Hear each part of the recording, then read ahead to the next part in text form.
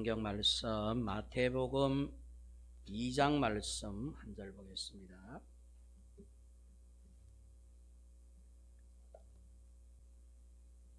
신약 성경 마태복음 2장 11절 한 절 말씀만 보겠습니다.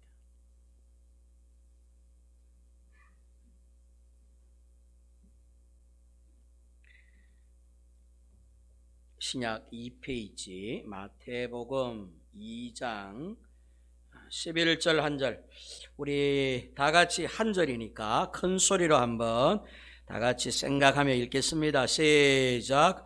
집에 들어가 아기와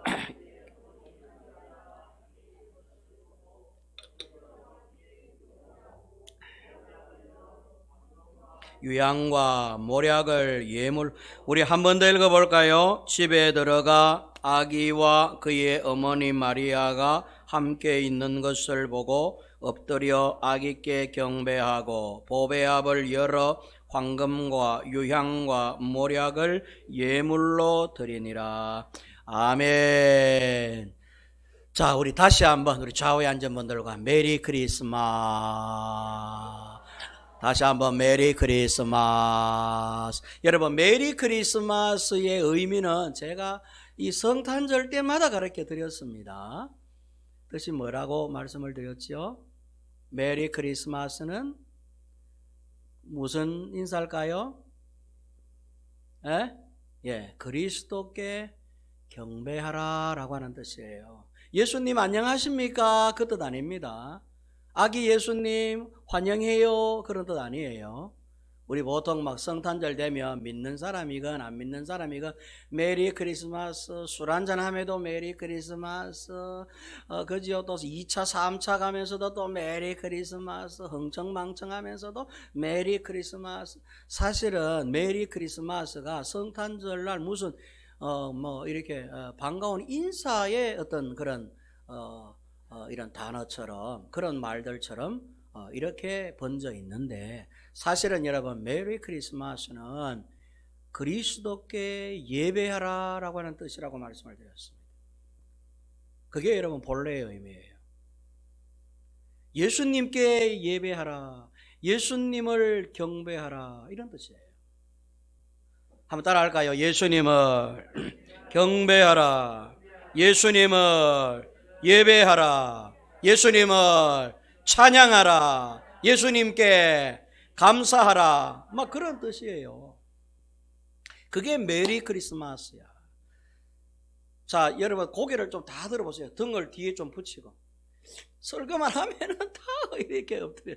설교하면 다 들어야 되는데. 그래서 메리 크리스마스는 그저 성탄절 반가운 인사말이 아닙니다. 메리 크리스마스는 우리가 전심을 다해서, 마음을 다해서 상대방에게 또는 내 자신에게 예수님께 감사합시다, 예수님을 찬양합시다, 예수님을 예배합시다. 예수님을, 그 메리 크리스마스를 제일 먼저 이 역사 안에 예수님 탄생 이후 2021년을 지나면서 제일 먼저 메리 크리스마스를 인사하고 메리 크리스마스로 인사하고 메리 크리스마스를 이행한 분들이 계세요. 그게 오늘 본문 말씀의 내용이에요. 동방 박사들이 아기와 그 어머니 모친 마리아와 함께 있는 것을 보고 아기께 엎드려 메리 크리스마스 했다는 거예요. 아기 예수께 경배하고. 오늘 성경에 나와 있잖아요, 그죠? 11절에 보니까 집에 들어가 아기와 그의 어머니 마리아가 함께 있는 것을 보고, 그 다음이 중요해요. 엎드려. 누구께 엎드렸느냐? 아기께 엎드려. 그리고는 아기께 경배하고. 요 아기께 경배하고가 메리 크리스마스예요. 이 아기는 누구냐 하면 예수님이시거든요. 아기로 오셨지만 예수님이세요. 성인이 되어서 예수님이라는, 성인이 되신 것만 예수님이라는 말씀이 아니라 아기도 예수님. 그러니까 예수님께 엎드려 경배하고 예배를 드렸다 그 말이에요. 엎드려라고 하는 걸 여러분 전에 우리 좋은 교회 성도 여러분들 말씀 중에 가르쳐 드렸지요. 바라크의 뜻은 복이라는 뜻이라고 말씀드렸어요. 성경에 하나님께서 인류에게 선물로 주신 복, 그 복이라는 단어가 바라크예요. 바라크의 뜻이 엎드린다라고 하는 뜻입니다. 내게 엎드리는 게 복이다 그런 뜻이에요. 우리는 복 그러면 뭐 복권 당첨되고 뭐 좋은 집 이사하고 뭐 그런 것도 다 복이겠지만 성경이 말하는 복은 그런 복을 말하는 게 아니에요. 하나님이 우리 인간에게 하신 너는 참 복되도다, 너는 복 있는 사람이야, 너는 복을 받을 것이야 라고 하는 말씀은 너 내게 엎드리면 넌 복이 돼 그런 뜻이에요. 내게 엎드려라, 네가 내게 엎드리는 게 네겐 복이다 이런 말씀. 그게 바라크예요. 그래서 유대인들은 세 가지 행사 때에 세 가지의 일을 할 때 엎드린다고 말씀을 드렸어요. 예배할 때, 기도할 때, 찬양할 때, 요때 엎드려요. 유대인들은 아무한 데나 가서 안 엎드려요. 하나님을 경배하고 노래할 때는 엎드려 무릎을 꿇고 엎드려서 하나님께 경배해요. 여러분 무슬림들 저 사람은 우리와 다른 하나님이지만은 저 사람들이 여러분 자기네들이 말하는 야훼 하나님 알라 신을 갖다가 섬길 때 그들이 엎드리는 거 보셨죠? 땅바닥에 딱 엎드려가 예배. 유대인들이 그렇게 예배를 해요. 유대인들도. 그러니까 예배할 때 엎드리고요. 그 다음에는 찬양할 때 엎드려요. 하나님의 이름을 높이고 하나님의 이름을 즐거워하며 노래할 때 엎드려요. 그 다음에는 기도할 때 엎드려요. 그 참 재밌죠? 엎드릴 때 말이죠. 그게 예배와 관계되어 있다는 거죠. 그래서 오늘 동방박사들이 아기 예수님께 엎드려라고 하는 건 경배를 의미해요. 예배함을 의미하는 거예요. 아기 예수께. 마리아에게 엎드려 경배한 게 아닙니다. 천주교에서는 마리아가 예배의 대상이 되고 마리아에게 엎드려서 예배하고 경배하지만 아니에요. 성경은 최초의 아기 예수를 방문하고 왕임을 알았던 동방박사들은 어머니 모친 마리아에게 경배한 게 아닙니다. 같이 있었는데도 불구하고 여러분 이항에 들어갔으면 마리아도 있고 요셉도 아버지도 있었고 아기 예수님도 있었으면 막 세 분 거기다가 두고 같이 예배를 드리면 안 되겠습니까? 그런데 보세요. 예배의 대상은 사람이 되면 안 되거든요. 그래서 동방박사는 아기 예수님께만 가서 예배를 드린 것이에요. 그 곁에 아버지 요셉도 있고 어머니 마리아도 있었지만은 그들에게 엎드려 절한 게 아니에요. 그러나 우리 양식대로 하면은 오히려 부모님께 가서 무릎을 꿇고 아이고 축하합니다 막 이래야 될 것 같은데 동방박사들은 그렇게 하죠. 누구께 엎드려 경배를 드렸느냐? 아기 예수님께 엎드려 경배를 드린 것입니다. 이건 분명한 구분을 이야기해요. 예배의 대상, 경배의 대상은 누구냐? 우리 예수님이세요. 아멘입니까? 아멘입니까? 그런데 이 아기 예수님께 세 가지 예물을 드렸어요. 동방박사들이 황금과 유향과 모략이라고 하는 이 세 가지 예물을 아기 예수님께 드렸어. 아니 여러분 선물 생신 축하합니다. 생일날 여러분 선물 보따리 갖고 오면 부모님께 드려야 될 거 아니야. 아버지 요셉과 마리아에게 부모님께 아이고 축하합니다. 이 황금입니다. 뭐 모략입니다. 뭐 이 향유입니다 하고 드려야 될 거 아니에요. 근데 동방박사들이 이 예물을 누구께 관리도 못할 아기께 드렸어요. 아기 예수님께 황금과 유향과 모략을 드렸습니다. 이거는 그 아버지 요셉과 마리아가 손댈 수 없어요. 이건 그들의 것이 아니에요. 신생아인 아기 예수님의 것이에요. 지금은 나이가 신생아로 태어나셨기 때문에 그걸 아기 예수님이 관리를 못해서 그렇지 그 주인은 누구냐 하면 예수님이 주인이었어요. 동방박사들이 아기 예수님께 황금과 유향과 모략을 드린 의미가 있습니다. 그건 굉장히 중요한 의미입니다. 황금은 동방박사들은 아기 예수님께 황금을 드렸어요. 이 땅의 황금, 땅에서 귀한 황금, 이 땅에서 좋은 황금, 이 땅에서 가장 가치 있는 것 황금을 아기 예수님께 드렸습니다. 동방박사들이 아기 예수님께 황금을 드린 이유는 당신이 바로 이 땅의 황금이십니다 라고 하는 의미입니다. 당신은 이 땅에 이 인류를 구원할 황금이 되십니다. 즉 왕이 되십니다 라고 하는 의미예요. 여러분, 황금은 왕에게 드리는 것입니다. 유대인들이 황금을 선물할 때에는 왕에게 선물을 드려요. 일반인이 황금을 가질 수 없어요. 왕이 가지는 것입니다. 예수님께 동방박사들이 황금을 드린 이유는 당신이 바로 이 세상에 오신 유일한 왕이시라고 하는 의미로 황금을 드린 것입니다. 당신은 왕이십니다. 아멘. 아멘. 이때는 아멘들 하는 거예요. 가만히 듣는 게 아니고.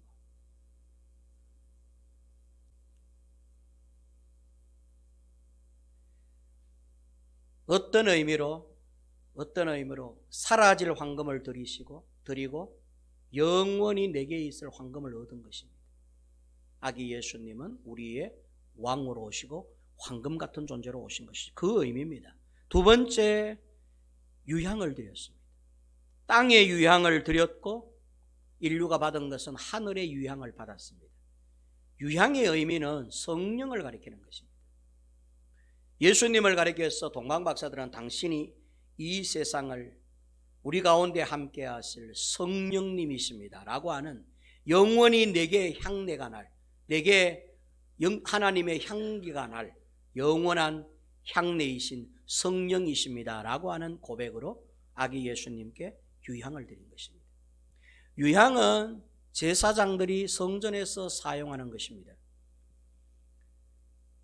제사장들이 성전 안에서 분향단에다가 향을 피울 때 소향이라고 하는 향을 피웁니다. 그 소합향, 나감향 이런 것을 섞었는데 그 안에다가 유향이라고 하는 것을 섞어가지고 향내를 내요. 그 향내는 기도의 의미도 있지만은 사실은 성령을 가리키는 것입니다. 예수님을 가리켜서 당신은 성령 하나님이십니다 라고 하는 고백으로 드린 게 바로 이 유향이라고 하는 것입니다. 모략은 당신이 바로 이 세상의 제사장이 되십니다 라고 하는 제사장에게 드리는 제물이 이 모략입니다. 죄송합니다. 제가 조금 실수를 했는데, 유향은 제사장에게 드리는 것입니다. 죄송합니다. 유향은 제사장에게 드리는 것입니다. 왜냐하면 제사장이 그 유향을 집도하여 구약의 제사를 집도할 때 항상 유향을 피웁니다. 이스라엘 백성들에게는 5가지 제사가 있는데 그 5가지 제사 막바지에 꼭 향을 피워서 마무리를 합니다. 그 향을 피울 때에 사용하는 향이 바로 유향입니다. 그래서 유향은 모든 제사, 번제, 속건제, 속죄제, 화목제, 모든 제사의 마지막 끄트머리에는 무엇으로 장식을 하느냐 하면 유향을 피워서 향내를 내는 것으로 장식을 하는데, 이때 사용했던 향이 바로 유향이라고 하는 거예요. 그런데 이 유향은 제사장만 사용할 수 있어요. 일반인들은 사용을 못해요.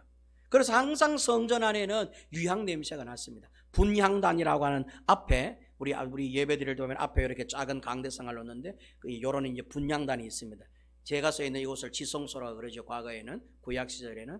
지금은 이게 소통이 되고 문이 이제 다 오픈이 되어서 이렇게 보고 이렇게 하지만, 구약 때에 복음이 오기 전에는 이게 다 닫혀 있었어요. 율법으로 차단시켰어요. 죄 문제가 해결이 안 됐기 때문에 소통할 수 없었죠. 예수님의 십자가에 돌아가심으로 이제는 죄 문제가 해결이 되었기 때문에 이제 저와 여러분들이 이곳에서 이제 지성소와 성소가 소통하게, 하나님과 우리 관계가 소통하는 관계가 되었다는 의미로 휘장막이 찢어지고 지성소와 성소가 열리게 되었죠.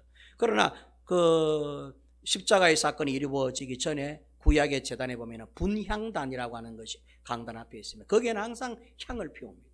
향을 이렇게 피워요. 거기 나감향, 소합향, 여러 가지 향을 피우는데, 항상 무엇과 섞느냐 하면은 바로 유향과 섞어서 향을 막바지에 피웁니다. 그래서 향이 다 꺼지고 나면은 이제 제사가 끝나는 것으로 이렇게 되는 것이죠. 바로 이 유향이 누구냐 하면 예수님이라는 것이에요. 당신은 제사장이십니다 라고 하는 의미인 것입니다. 세 번째, 모략을 드렸습니다. 모략은 당신이 성령님입니다 라고 하는 의미예요. 여러분, 모략은 말씀과 관련되는 거예요. 말씀. 그러니까 당신은 하나님의 말씀이십니다, 당신은 바로 성령의 말씀이십니다 라고 하는 의미로 너희들이 모략을 드린 것입니다. 여러분, 예수님이 이제 이 탄생 사건 이후에 이제 30년의 세월이 지난 후 공생애를 시작할 때에 마태복음 4장에 보면은 광야에서 세 가지의 시험을 받으시고 공생애를 이제 시작하는 것을 보게 됩니다. 광야에서 받으셨을 때의 세 가지 시험이 바로 이 황금, 유향, 모략의 시험을 받으셨어요. 제일 처음에 마귀가 예수님께 돌이 떡덩이가 되게 해서 먹으라라고 하는 유혹을 합니다. 그랬더니 예수님께서 사람이 떡으로만 사는 것이 아니요 하나님의 입에서 나오는 말씀으로 산다라고 대답을 하셨습니다. 그때 마귀가 예수의 무엇을 시험했는가 하면 예수의 선지자적인 사명을 시험하신 겁니다. 선지자는 하나님의 말씀을 온전히 전달하는 자고 하나님의 말씀을 제대로 전달하는 자인데 돌로 떡이 만들어서 먹는다는 것은 이것은 말도 안 되는 요구거든요. 여러분 만약에 밀가루를 반죽해가지고 떡을 만들어 먹으라 했으면 예수님 그렇게 하셨을 거예요.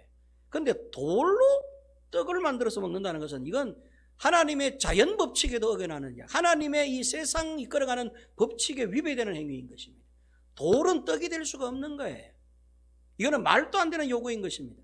선지자가 해야 할 것은 말도 안 되는 말을 하는 자가 아니라 말도 안 되는 말씀을 백성들에게 전하는 자가 아니라 예수님이 전하는 말씀은 진실이며 진리라는 것이에요.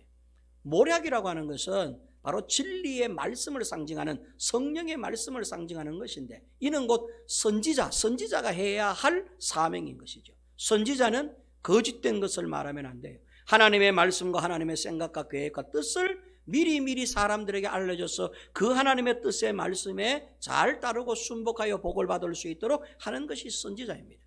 그런데 사탄이 마귀가 예수님께 선지자의 사명을 흔들어 놓기 위해서 돌이 떡덩이가 되게 해먹으라라고 유혹을 한 거예요.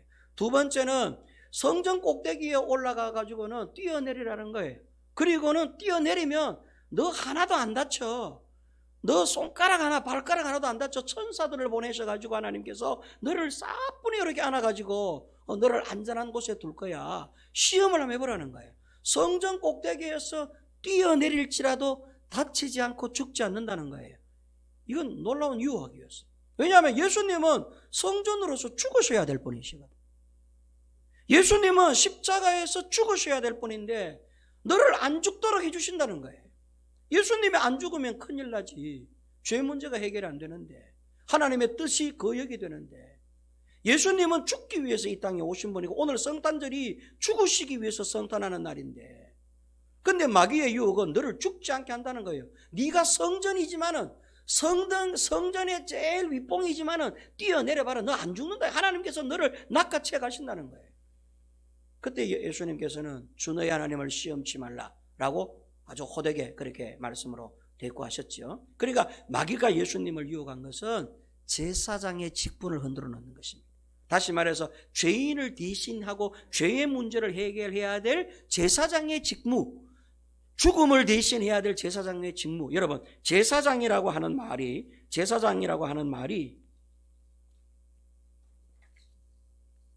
폰티텍스라고 하는 헬라 원어예요. 폰티텍스. 제사장이라고 하는 폰티텍스입니다. 폰티텍스라고 하는 이 제사장이라고 하는 말의 뜻은 연결하는 자라고 하는 뜻이에요. 여러분, 다리라고 하는 뜻인데, 연결하는 것은 다리잖아요, 다리. 다리는 이쪽과 저쪽을 연결하는 게 다리잖아요. 떨어진 것. 연결되어 있어야 되는데 끊어진 것을 하나로 엮는 것을 다리라고 그럽니다. 예수님은 제사장으로서 하나님과 우리 관계가 단절된 것을 연결시키는 다리 역할을 하는 제사장의 직분을 갖고 폰티텍스의 직분을 갖고 오신 분인데 그런데 세상에 마귀가 너 안 죽는다는 거예요. 안 죽어도 된다는 것이죠. 죽도록 하나님이 내버려 두지 않을 거라는 거예요. 네가 성전이지만은 성전에서 뛰어내리면 너는 다치지 않는다는 거예요. 이건 대단한 유혹이었어요. 예수님이 솔깃한 유혹을 받은 것입니다. 그런데 예수님은 하나님을 시험치 말라라고 사탄을 꾸중하셨어요. 제사장의 직무를 감당하지 못하도록, 유향의 직무를 감당하지 못하도록 유혹을 하셨지만 예수님은 이기셨어요. 마지막으로 마귀는 예수님을 세상 부귀영화를 다 보여주신 다음에 내게 절을 한번 하면 이 모든 세상 부귀영화, 이 세상을 네게 주겠다. 이렇게 이제 마귀가 유혹을 합니다. 성도 여러분, 예수님은 왕으로 오셨기 때문에 감히 누구에게 절하지 않습니다. 머리를 숙이지 않습니다. 왕은 머리를 숙이지 않는 거예요. 왕은 머리를 숙이는 자들의 경배와 예배를 받는 자이지 만 백성이 왕에게 머리를 숙여야 될 그런 분이. 그리고 예수님은 왕으로서 마귀에게 만약에 머리를 숙인다면 마귀가 왕이라는 이야기예요. 사탄이 내게 절을 한 번만 하면은 이 세상 부귀영화가 바꾸자는 거예요. 절 한 번 하는 것, 왕자리, 여러분, 나를 왕으로 한번 인정하는 게 뭐 그렇게 대단하노? 세상 부귀영화를 네게 줄게. 이건 대단한 유혹이죠. 그런데 예수님께서는 주 너희 하나님을 시험치 말라라고 하시면서 사탄의 유혹을 거절하셨어요. 예수님이 그렇게 마귀의 유혹을 이기신 것은 왕에 대한 권위에 대한 어떤 유혹이었기 때문에, 예수님이 참 왕으로 오셨는데 이 세상 왕이 자기 앞에 절하라고 하면서 자기가 이 세상 이 나라의 왕이 되겠다는 것이죠. 거기에 대해서 거부하신 것이 바로 예수님의 세 번째 시험, 유혹을 이기신 장면이에요. 사랑하는 성도 여러분, 동방박사 세 사람이 예수님께 황금과 유향과 모략을 드렸습니다. 의미는 예수님 당신은 이 세상에 오신 우리의 진정한 왕이십니다. 예수님은 우리의 죄 문제를 해결하실 유향과 같은 제사장이십니다. 예수님은 우리에게 진정한 하나님의 말씀과 하나님의 뜻을 미리 알려주어서 그 말씀 따라 영원히 살 수 있도록 해주셔야 될 우리의 영원한 선지자이십니다 라고 하는 의미로 모략을 드린 것이고 유향을 드린 것이고 황금을 드린 것입니다. 우리가 이 의미를 알아야 돼요. 우리가 그냥 마태복음 2장에 보면 꼭 예수 탄생 성탄절만 되면 이 성경 구절을 외우고 이 성경을 우리가 다 알고 있어요. 의미를 모르면 안 돼요. 왜 황금을 드리고 왜 유향을 드리고 왜 모략을 드렸는지 그걸 우리 교인들이 알아야 되는 거예요. 동방박사들이 무엇 때문에 그 먼 길이 수백 킬로 와가지고 예루살렘에 목숨 걸고 와서 아기 예수님께 이 예물을 드렸는지 우리 교인들이 좀 알아야 돼요. 여러분, 이 의미는 여러분 자신에게 해당이 되는 거예요. 우리에게 왕이 누구냐 하는 거예요. 우리에게 예수님은 저와 여러분들에게 참 왕이 되신다는 의미입니다. 예수님이 저와 여러분들에게 하나님과 우리 사이를 연결하는 영원한 하늘나라의 사닥다리, 영원한 제사장, 곧 우리의 죄 문제를 해결하실 유향이 되신다는 거예요. 하나님은 예수의 향기를 받으시는 거예요. 우리의 무슨 성실함을 받는 게 아니라 예수의 향례를 받으시면서 우리의 죄 문제를 해결해 주시는 거예요. 그리고 우리가 예수를 믿어야 될 이유가 거기에 예수님은 저와 여러분들에게 유향이 되시는 줄로 믿습니다. 마지막으로 예수님은 우리들에게 모략이 되시는 거예요. 예수님이 진짜 말씀이에요. 하나님의 말씀이 무엇입니까? 묻는 분들이 있어요. 예수님이 하나님의 말씀이에요. 예수를 깊이 생각해야 될 이유가 거기에 있어요. 예수님을 깊이 생각하면 하나님의 음성이 들리고 하나님의 마음이 보이고 하나님의 뜻이 보여요. 예수님을 깊이 생각 안 하니까 하나님의 뜻도 모르고 계획도 모르고 생각도 모르고 마음도 모르는 거지. 사람들이 예수님을 거역하니까 하나님의 뜻을 모르고 하나님의 생각을 모르는 거예요. 그러나 예수 그리스도를 깊이 생각하면 하나님이 지금 예수를 통하여 내게 무슨 말씀으로 인도해 가시는지, 무슨 말씀으로 우리를 이끌어 가시는지 알 수 있어요. 그래서 히브리서에서는 예수를 깊이 생각해라라고 강조하고 또 강조했던 것이에요. 예수님은 저와 여러분들에게 영원한 양식, 먹어야 될 양식, 하나님의 말씀이 되는 줄로 믿습니다. 그래서 동방박사들이 이 황금과 유향과 모략이라고 하는 선물을 갖고 누구께 메리 크리스마스 하셨느냐 하면 아기 예수님께 메리 크리스마스, 이분께 예배하자. 이분이 바로 예배를 받으시는 하나님이시다. 아기 예수님께 경배하자. 그렇게 동방박사들이 예물을 드렸던 것입니다. 아버지 요셉, 어머니 마리아 절대 왕이 될 수 없고 그들이 제사장, 그들이 선지자가 아니에요. 요셉과 마리아가 만약에 여러분 위대한 분이고 그분들이 말이 가톨릭에서 이야기하는 것처럼 성모요 성부라면은 여러분 그들이 하나님의 뜻과 계시를 우리에게 말씀하셔야 될 거예요. 성경 어디에도 그들이 하나님의 말씀을 전달하여 우리 백성들에게 말씀을 가르치고 십자가에 지시고 우리 죄 문제를 해결했다는 이야기가 없습니다.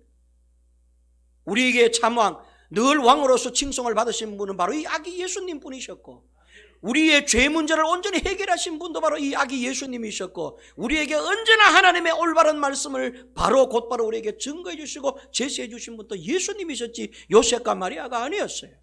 그러므로 우리는 누구께 경배해야 되느냐? 아기 예수님께 경배하는 것이죠. 성탄은 아기 예수님이 주인공인 줄로 믿으시기 바랍니다. 저와 여러분들이 주인공이 아닙니다.